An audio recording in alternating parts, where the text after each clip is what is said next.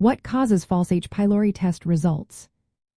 Imagine going to the doctor for a test to see if you have a Helicobacter pylori infection, which is a common cause of ulcers.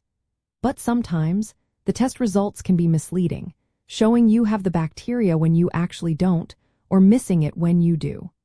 These inaccuracies are called false positives and false negatives, and understanding what causes them is key to proper diagnosis and treatment. False positives happen when the test indicates you have H. pylori even though you don't. One main reason is the presence of other bacteria in your stomach or mouth that produce an enzyme called urease. This enzyme breaks down urea, which is what the tests detect. Bacteria like Helicobacter pneumoniae or other bacteria such as Proteus mirabilis or Klebsiella pneumoniae can cause the test to read positive because they also produce urease.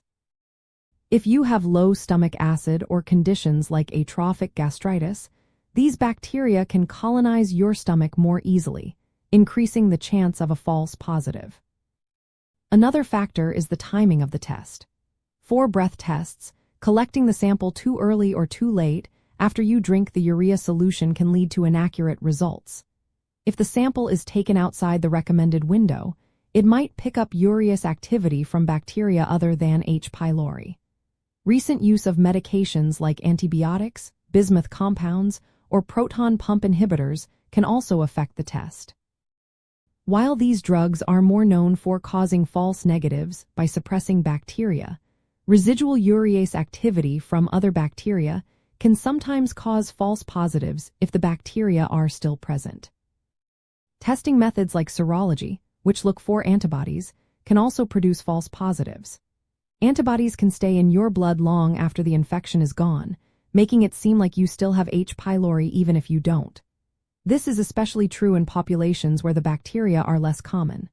Sometimes, what appears to be a false positive might actually be an occult infection, meaning a very low level of bacteria that standard tests can't detect easily.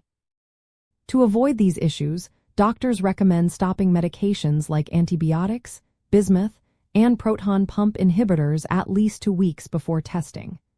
Waiting at least for weeks after treatment is also advised to ensure accurate results. Using more than one type of test, such as combining a breath test with a stool antigen test, can improve accuracy.